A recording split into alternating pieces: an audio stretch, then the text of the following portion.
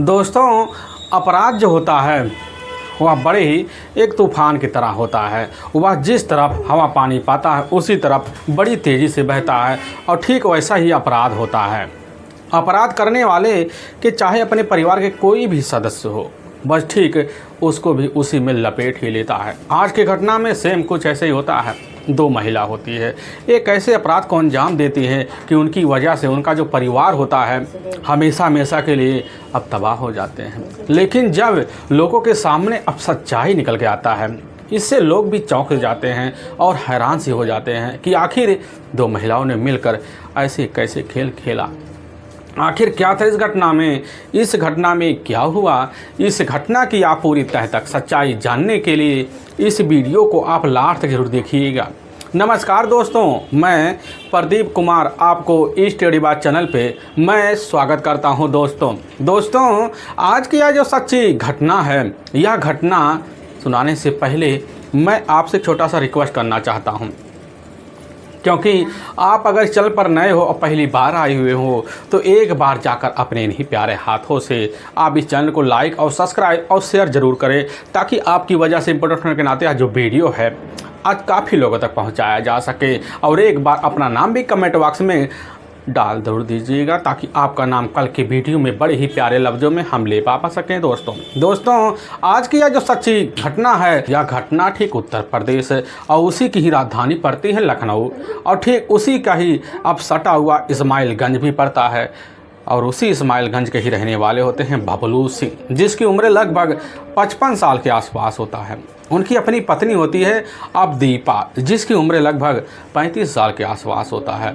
लेकिन बबलू सिंह जो होते हैं एक समाजवादी पार्टी के ही कार्यकर्ता होने के नाते उनका उस एरिया में काफ़ी मान सम्मान भी होता था, जिसकी वजह से उनके पास काफ़ी सारे संस्था के ठेकेदारी के काम होते हैं। और उनकी जो पत्नी होती है एक संस्था की जानी मानी सदस्य भी होती हैं।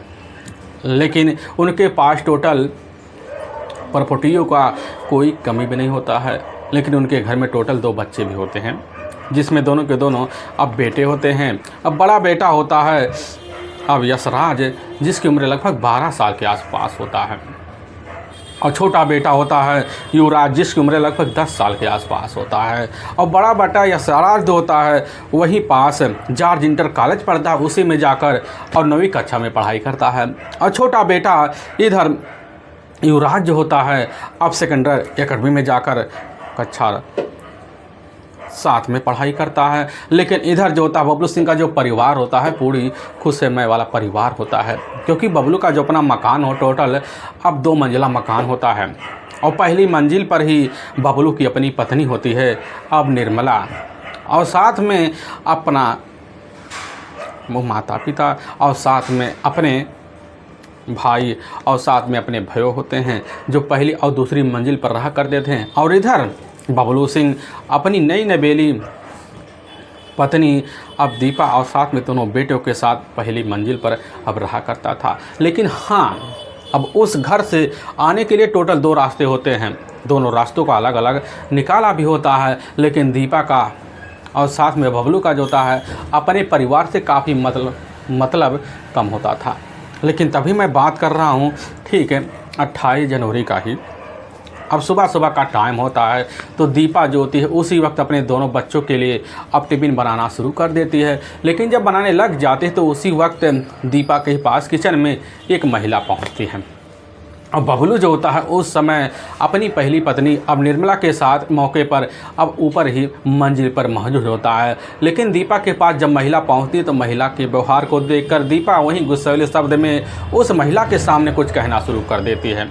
और जब कहने लग जाती है तो इधर जो तो वह महिला अचानक अपने ही पास से रखा हुआ एक रिवॉल्वर निकालती है और उस दीपा के ऊपर चलाने की जब कोशिश करती है तो मौके पर दीपा उसी समय लड़खड़ाते हुए नीचे बैठ जाती है और वह रिवॉल्वर की जो गोली होती है जाकर छत पर लग जाती है। लेकिन दूसरी गोली धन से जो होता है वह अनजान महिला दीपा के ऊपर चला देती है, जिसकी वजह से दीपा वहीं चीख पड़ती है और दीपा चंद मिनट के अंदर वहाँ लड़खड़ाते हुए और एक फर्श पकड़ लेती है। और बबलू पहुंचता है और घर में दोनों बच्चे मौजूद होते जैसे देखते हैं अपनी माँ की इस हालत को वही दहाड़े मारकर अब चीख चिल्ला पड़ते हैं। बबलू की अपनी पहली पत्नी और निर्मला और साथ में उसके अपना घर में मौजूद जितने भी सदस्य होते हैं सभी लोग अब वहाँ पहुँच जाते हैं। लेकिन जब सब लोग यह नज़ारा देखते हैं, नज़ारा देखने के बाद बबलू जो होता है आनन फानन में अब दीपा को अपने साथ लेता और लेने के बाद जो होता है सीधा राम मनोहर लोहिया अस्पताल में लेकर पहुंच जाता है। लेकिन डॉक्टर जैसे ही अब देखते हैं इधर दीपा को तुरंत ही मृत घोषित कर देते हैं। और दूसरी तरफ है बबलू सिंह जो होता है इस चीज़ की सूचना अपने नज़दीकी पुलिस थाने गाजीपुर में दे देता है। और वहाँ के थाना प्रभारी नोवेंद्र सिंह सिरोही होते हैं, जैसी खबर पाते हैं और अपने से बड़े अधिकारी एसआई इंस्पेक्टर अब राम राजकुमार को दे देते हैं। और बड़े अधिकारी को भी खबर लगती है तो अपने दल बल टीम को लेते हैं। लेने के बाद नोवेंद्र सिंह सिरोही जो होते हैं अब उसी वक्त इधर इस्माइलगंज के ही बबलू के मकान में पहुंचते हैं। लेकिन जैसे घर के अंदर पहुंचते हैं तो देखते हैं पूरा जो फर्श होता है किचन का खून से लथपथ होता है। सारा हस्र वही देखकर समझ ही जाते हैं। घटनास्थल का तौर तरीके से थाना प्रभारी और निरीक्षण करते वहाँ पर मौके पर मौजूद इधर बबलू का अपना छोटा भाई होता है और पुलिस की जो टीम होती है निर्मला से भी पूछताछ करती है। पता चलता है कि हत्यारी अब जो होती है एक कमरा तो उसी कमरे को अपने आप को सेव करके मौके पर बैठी हुई है। पुलिस की जो टीम होती है अब जाती है, दरवाजे के पास पहुँचती, बार बार खोलने की कोशिश करती, लेकिन जब नहीं खुलता पुलिस की जो टीम होती है दरवाजे पर और ताकत का उपयोग करती है। और दरवाज़ा जब खुलता है तो घर के अंदर जो होता है गांव के ही प्रधानी होती हैं, जिनका नाम होता है अब सुमन उर्फ छोटू। पुलिस की जो टीम होती है उसी वक्त अब सुमन उर्फ छोटू को अपने कब्जे में लेती है।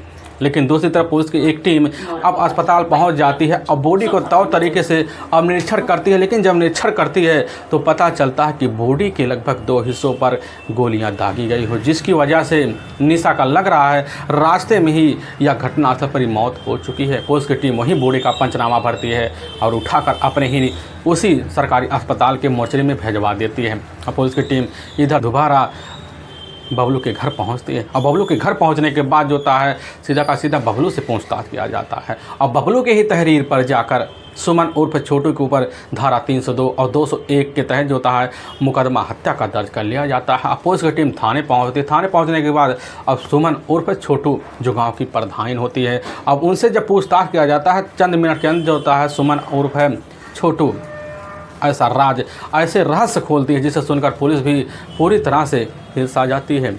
असल में इस घटना की जो शुरुआत होता है यह शुरुआत मात्र ठीक 31 साल पहले से होता है। असल में उत्तर प्रदेश का जाना माना जो राजधानी है लखनऊ और लखनऊ में ही इस्माइलगंज भी पड़ता है और ठीक वहीं का ही रहने वाला होता है बबलू सिंह।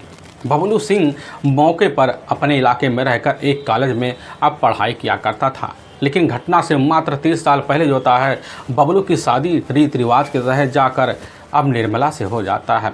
और निर्मला को अपनी पत्नी जब बनाता है तो उसकी खूबसूरती देखकर तौर तरीके से निर्मला का भी अब मान सम्मान भी किया करता था। लेकिन खूबसूरत तरीके से इधर बबलू और निर्मला की ज़िंदगी बीतते बीतते 15 साल का वक्त बीत जाता है। लेकिन निर्मला का जो होता है अब हमेशा हमेशा के लिए गोद जो होता है सोना होता दिखाई पड़ जाता है, जिसकी वजह से निर्मला का अपने घर में काफ़ी लोगों से मनमुटाव बन जाता है और घर में आए दिन लफड़े शुरू हो जाते हैं।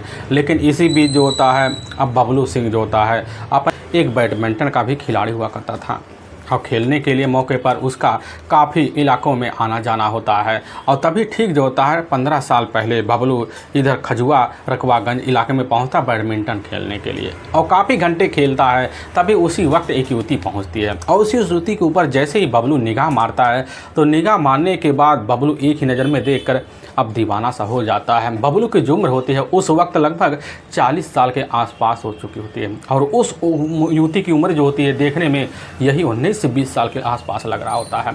लेकिन बबलू जो होता है उस युवती के बारे में जब सारी जानकारी लेना अपने दोस्तों के द्वारा शुरू कर देता है, चंद मिनट के अंदर जो होता है वह जो युवती होती है अपना नाम अब जाकर इधर दीपा बतला देती है, जो ठीक उसी इलाके की रहने वाली होती है। उसके अपने माता पिता भी होते हैं और साथ में वह खुद पढ़ी लिखी होती है। यह सब जानकर बबलू जो होता है उसी समय बात करने के लिए तौर तरीके वाली बात और व्यवहार वाली बात छोड़ देता है, जिसकी वजह से अब दीपा उसकी बातों में आ जाती है। अब रोज़ का सिलसिला जो होता है बबलू का उस एरिया में हो जाता आने जाने की वजह से अब दीपा जो होती बड़ी जल्दी बबलू से लगाव मान लेती है और जान पहचान बना लेती है। पता चलता है कि बबलू ऑलरेडी शादीशुदा भी है, लेकिन 15 साल हो गए हैं अभी बबलू किसी बच्चे का पिता नहीं बन पाया है।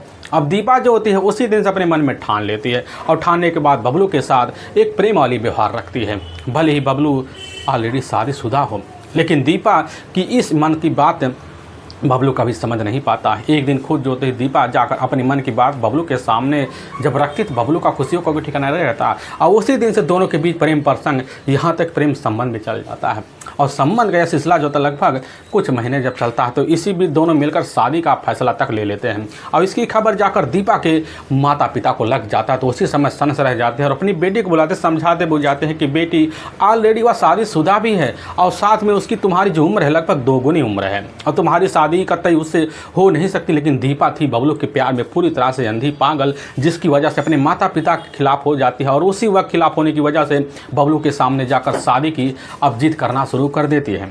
अब बबलू भी समझ जाता है कि आखिर हमारी जो शादी है अब अपनी शादी कैसे न तैसे हमें कर दीपा से तो करना पड़ेगा। और तभी अपनी पत्नी के सामने जाता है निर्मला से जब यह बात कहता है निर्मला उसी समय स्तंभित रह जाती है और तब तरीके वाला बात बबलू निर्मला के सामने करता है, जिसकी वजह से अब निर्मला खुद जो होती है गोदसोनी रख पाने की वजह से वही उसको झुकना पड़ जाता है और अपने पति के सामने जो होता है सारी बात स्वीकार करना पड़ जाता है। वह समझ जाती कि आखिर हमारी ज़िंदगी तब खूबसूरत बनेगी जब अपने पति की बात हम मानेंगे और बात मान लेती है।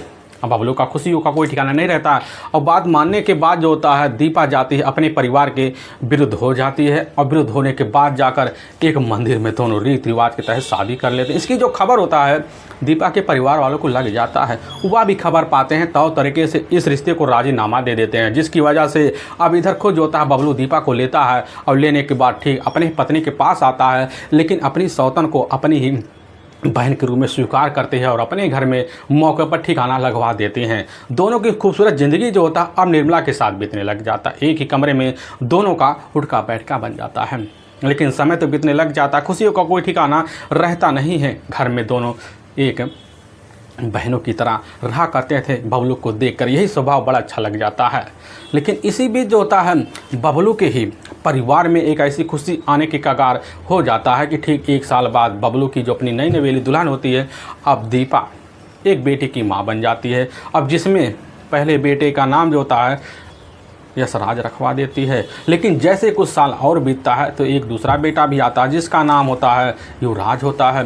अब 2 बेटे होने के बाद जो होता है तौ तरीके से अपनी जो ज़िंदगी होती है दीपा और निर्मला के साथ कैसे ना तैसे कर एक ही घर में गुजारने लग जाते हैं। लेकिन बच्चे जैसे ही बड़ा होते हैं, बड़े होने के बाद बच्चों का जो दाखिला होता है अब पहले बेटे का अब जाकर सेकेंडरी एकेडमी करवा देते हैं और दूसरे बेटे का जॉर्ज इंटर कॉलेज में करवा देते हैं। दोनों बेटे जो होते हैं अपना स्कूल आना जाना शुरू कर देते हैं।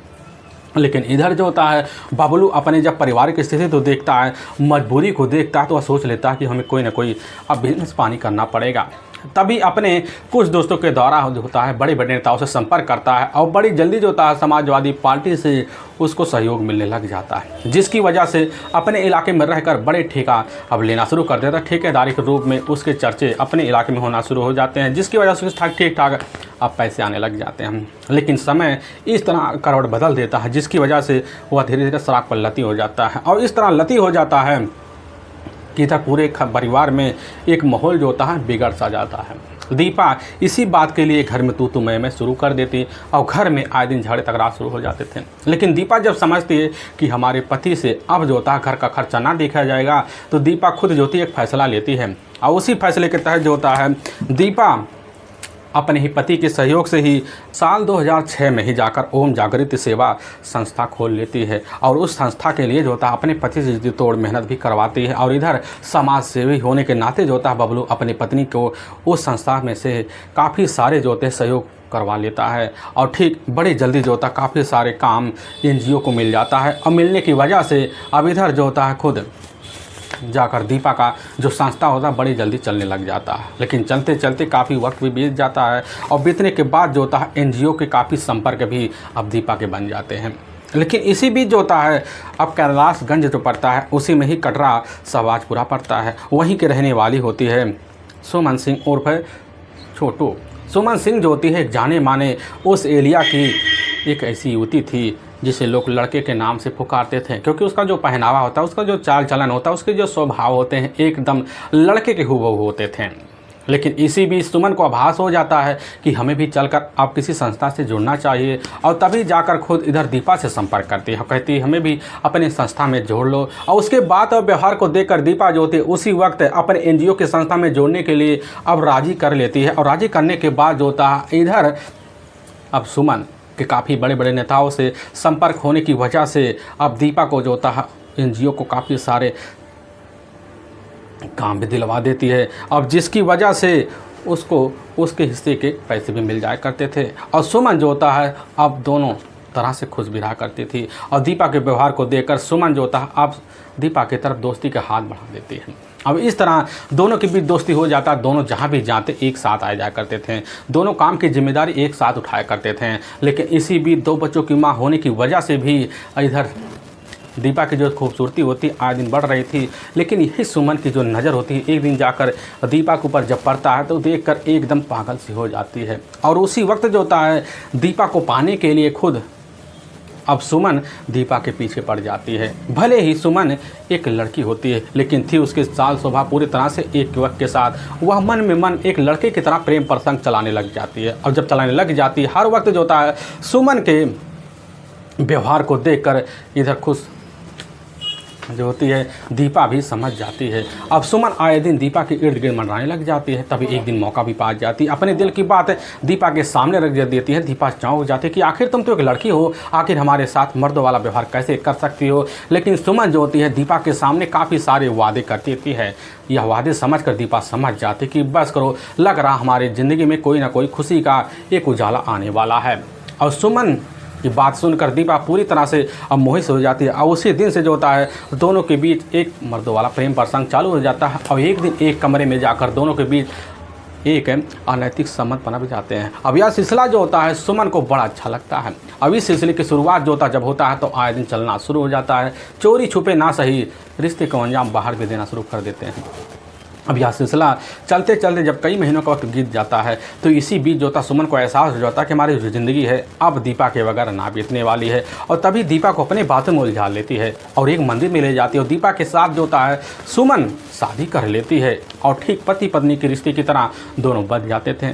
और सुमन के पास काफ़ी सारे पैसे भी होते हैं जिसकी वजह से दीपा का तौर तरीके से अब इधर सुमन मदद भी कर दिया करते थे। और दीपा को भी ये अच्छा लग जाता था।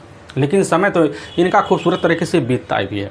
लेकिन इसी बीच जो होता है सुमन भी शराब के सेवन करना शुरू कर देती है। और लेकिन जब भी इधर सुमन अब दीपा के घर पहुंचती बबलू से दोस्ती करने की कोशिश भी करती, क्योंकि बबलू जो होता है एक नशेड़ी किस्म का होता है। और सुमन भी धीरे धीरे नशेड़ी का रूप देना शुरू कर लेती है। अब जिसकी वजह से सुमन जाकर बबलू से दोस्ती करती है और दोनों एक साथ बैठकर पैक लगा करते थे। अब जैसे सुमन देखती है कि बबलू नशे में बेसुध हो चुका है, फ़ायदा उठाती और जाकर जो होता है बेडरूम में जाती, फिर अपने रिश्तों को अंजाम देती। यह सिलसिला जो होता है बेधड़ चल जाता है। लेकिन इसी बीच सुमन का बबलू से इस तरह दोस्ती हो जाता है कि दोनों के बीच जो होता है अब मन मुटाव पूरी तरह से ख़त्म होने के कगार पर पहुँच ही जाता है। और पूरी तरह से बबलू का दिल जीत लेती है, जिसकी तरह से बबलू अब इधर अब जाकर दीपा और सुमन के ऊपर एक सहेली की तरह विश्वास करना शुरू कर देता। और इसी तरह विश्वास की तरह विश्वासघात भी पीछे करने लग जाते हैं। लेकिन सिलसिला तो यूं ही चलता है। और चलते चलते जब कई महीनों का वक्त बीतता है, बीतने के बाद जो होता है इधर सुमन को मौके पर दीपा छोटू कहकर बुलाने लग जाती। पूरे परिवार वाले भी अब सुमन को छोटू कहने लग जाते हैं। लेकिन तभी साल 2010 में ही अब सुमन जो होता है अपने ही गांव में जाकर प्रधानी लड़ती है और बड़ी जल्दी होता अपने भाइयों की मदद से वह प्रधानी जीत लेती है, जिसकी वजह से गांव में प्रधानी के नाम से अब चर्चे होना शुरू हो जाते हैं। और जीतने के बाद इधर सुमन जो होती है अपने ही पैसे से जाकर अब सीतापुर जो रोड पड़ता है उसी रोड पर ही हिमगरी एक प्लेट पड़ता है, उसी प्लेट में जाकर बढ़िया सा आलीशान प्लेट ले लेती है। और उसी में अब जब रहने लग जाती है तो इधर जो होता है धीरे धीरे हिमगरी में भी अब दीपा का भी आना जाना बन जाता है। आने जाने की वजह से इधर सुमन को बड़ा अच्छा लगता है। लेकिन सुमन का ज़्यादा अब दीपा के ही घर पर रहना होता है। और दीपा को भी बड़ा अच्छा लगता था। दोनों ज़िंदगी कैसे न तैसे तो गुजारते हैं। लेकिन घटना से मात्र जो होता है 9 महीने पहले इधर दीपा के पास पहुँचती सुमन करने लग जाती कि हमें 3.5 लाख रुपये की ज़रूरत है। यह बात जब सुनती बबलू से बात करवा देती है। बबलू जो होता है हामी भर लेता और सुमन को 3 लाख रुपये दे देता है। लेकिन जैसे कुछ महीने का वक्त बीतता है तो इधर दीपा जो होती है सुमन से पैसे मांगने लग जाती है। लेकिन दीपा के सामने जो था सुमन अपनी प्यार वाली बात करती है, लेकिन वह समझ जाती है कि अब हमें जो था पैसे सुमन के द्वारा मिलने वाले नहीं है, जिसकी वजह से आए दिन अब झगड़े तकरार चलने लग जाते हैं और झगड़े तकरार आए दिन बढ़ने लग जाते हैं। इसकी खबर जाकर बबलू को लग जाता, बबलू के दोनों बेटों को लग जाता है इन प्रेम संबंधों की खबर। और जब लगता है तो इधर बबलू जो था अपनी पत्नी दीपा को काफ़ी समझाता बुझाता कि अब जो होता है तुम छोटू से दूर ही रहो तो अच्छा है। लेकिन इधर जो होती है दीपा पूरी तरह से भी बबलू के प्यार में पागल होती है, जिसकी वजह वह बनती है अपनी ज़िंदगी का पारिवारिक बर्बादी। लेकिन सिलसिला तो चलता ही है और तभी होता कुछ ऐसा ही है।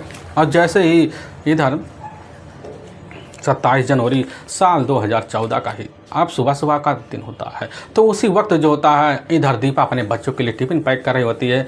लेकिन अचानक एक ही मूड में अपने ही जेब में पिस्तौल लेकर घर के अंदर सुमन दाखिल हो जाती, कहने लग जाती है कि दीपा हमें बतला दो आखिर हमसे क्या गलती हो गई है। हमें लग रहा तुम्हें अपने बच्चों और अपने पति से अब ज़्यादा प्यार हो चुका है, हमारी तो कदर ही ना कर रही हो। लेकिन इसी बात को लेकर जो होता है सुमन से वहीं दीपा भिड़ जाती है और दोनों के बीच काफ़ी मनमुटाव होते हैं। इसकी खबर जाकर बबलू को लगता है, लेकिन वहाँ से बबलू जो होता है कैसे न तैसे कर कर अब सुमन को वापस तो घर भेज देता। लेकिन बबलू और उसके दोनों बच्चे जो होते हैं तो वहाँ दीपा को काफ़ी समझाते बुझाते हैं और दीपा भी समझ जाती है कि आज के बाद हमारे घर कभी भी अब सुमन ना आना चाहिए। लेकिन जैसे ही 28 जनवरी साल 2014 का ही सुबह का टाइम होता है, सुबह के टाइम में जो होता है ठीक किचन में ही जाकर टिफ़िन तैयार कर रही होती है और तभी इधर सुमन पहुंचती है, अपने जेब में रिवॉल्वर लेकर अंदर घुसते कहने लग जाती कि हमें तुमसे आज बात करना है।